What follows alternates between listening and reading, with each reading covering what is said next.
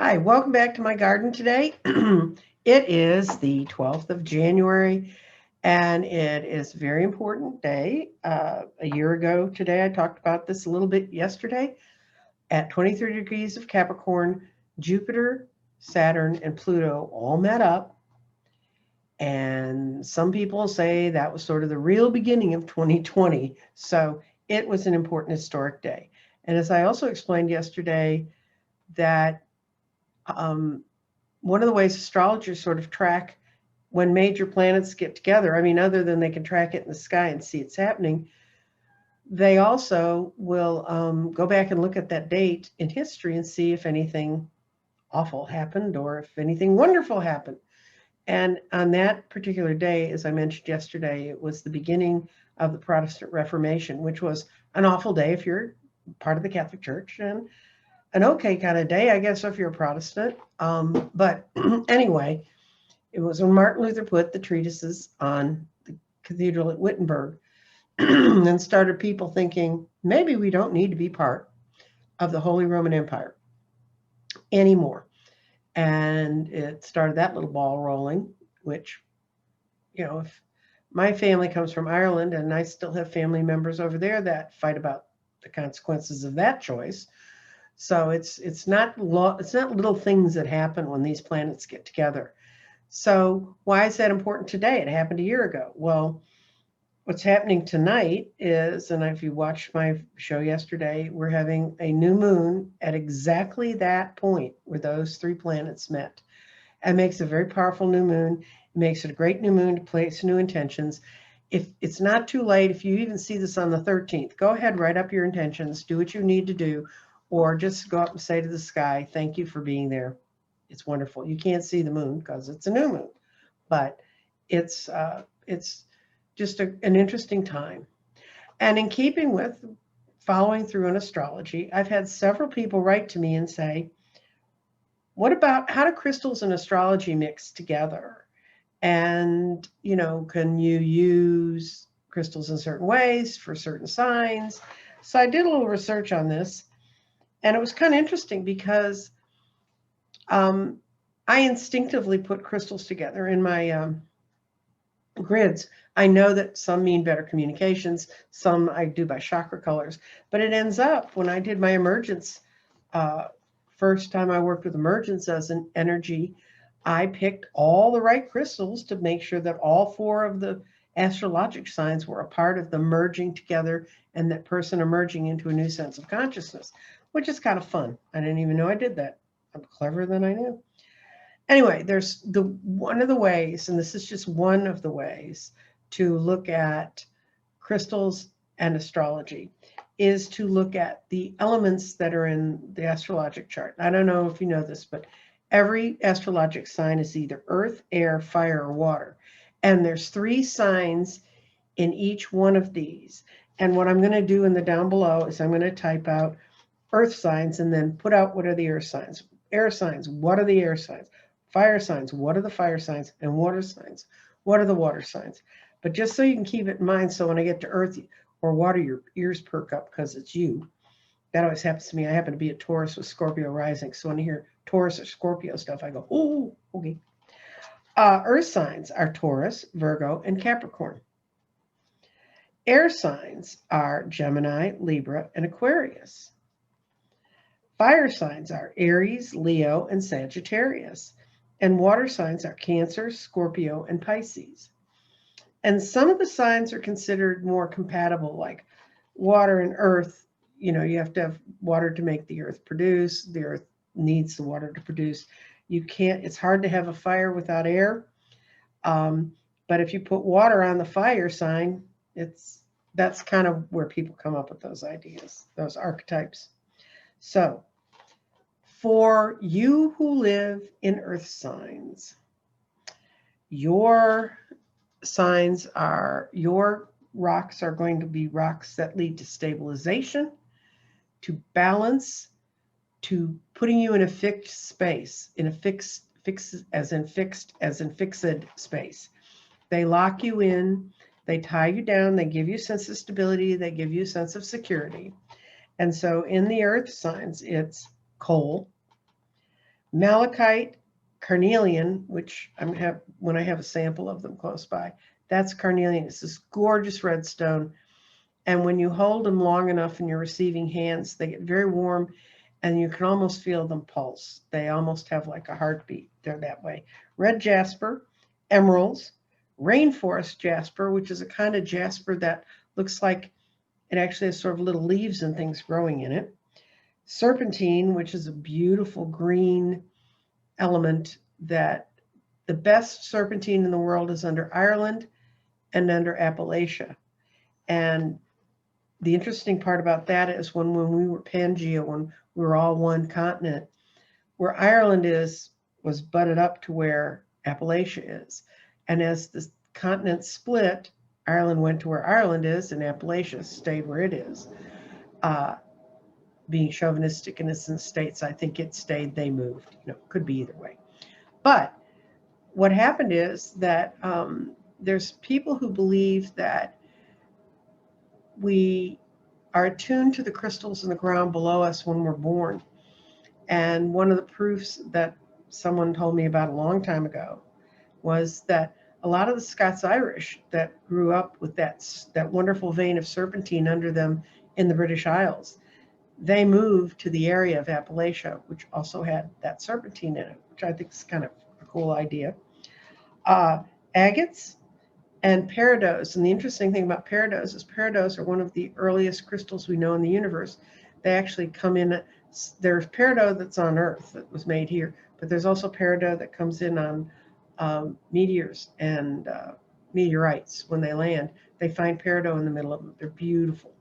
You can see when they slice the meteorite, you can see these little tiny green crystals in there. It's pretty.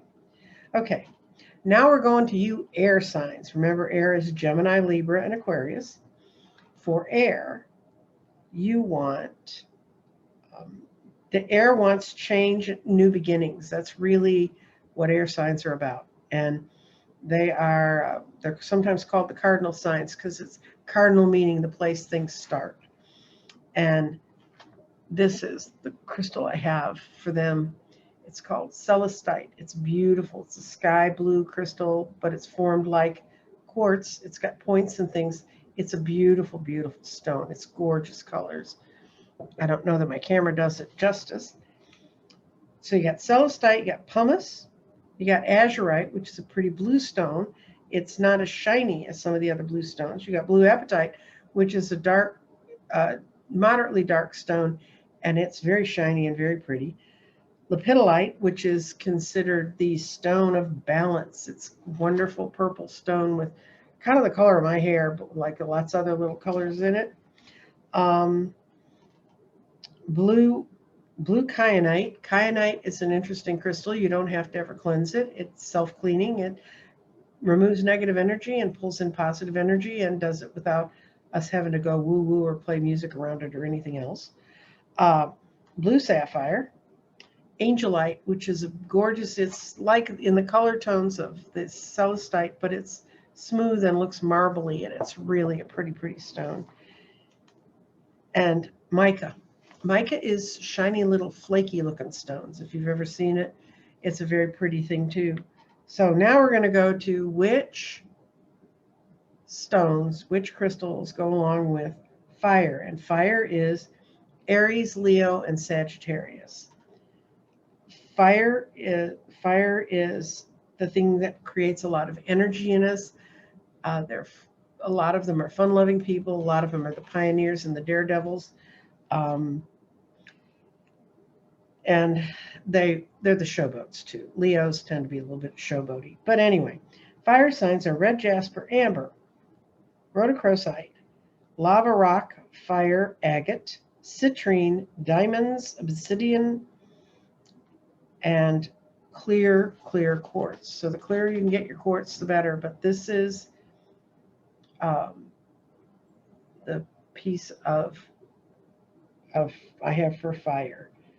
And it's anything that transmutes and makes things look flamey like in the crystal world is kind of a fire crystal. Now, we're going to get to the crystals that have to do with water.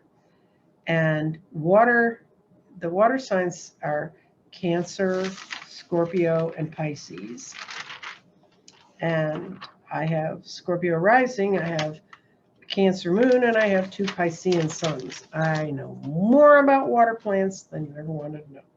Planets, but it's also water has to do with intuition and emotions. And the crystals that are most closely aligned with water signs are amethyst, opal, white calcite, pearl, lace agate, amazonite, aquamarine, which is a beautiful, shiny, it's what it sounds like. It's aqua and marine. Selenite, moonstone, and blue tourmaline. And blue tourmaline is another interesting rock. Tourmaline runs a lot of different gamuts. It can go from pink to black. Most people see black tourmaline. Blue tourmaline's it's usually a very dark blue, but it's almost navy looking. And when you have a stone that's related to your sun sign, and that's what I think people were asking you about. Stones can also balance your sun sign. So if you have lots and lots and lots and lots of water and no fire, then you'd go looking to bring red jasper, amber, those things into your life. Citrine, this kind of citrine with a point would be a fun fire stone to bring into your life to try to balance your energy. And you just, when you concentrated and worked with it, that's what you could do. Now, that brings up the subject of programming a stone. I get a stone and I want to put more fire in my life, so I get myself a nice little citrine. How do I program a stone? And the way I was taught to do it is to put it in your receiving hand. I happen to be right-handed. That's what I write with. That makes my left hand my receiving hand. Right hand doing, left hand receiving. If you're a lefty, you might want to put the rock in your right hand. But actually, you just need to try and see how your body works, because some people are ambidextrous. I had a brother who could pitch right or left-handed, and they finally made him learn to write with his right hand because it was affecting his speech. So I think there's something to where your brain paths move. So put it in your right hand, in your left hand, if that's the one that's correct for it, and then you concentrate on the energy and the element that you want to go into that element. You know, if you want it to bring in more fire, more excitement, more energy into your life. Right now I'm working on energy because I got a whole lot of work I'm doing, and it's much more work than my sort of semi-retired butt was used to. So I'm trying to figure out a way to bring in energy. So I would work with the citrine in my hand, and I would concentrate on however I think energy would feel to come in. What does my mind see as energy? And I try to connect it to the stone. And right now the stone's starting to push out the middle part of my hand, and I'm just barely holding it.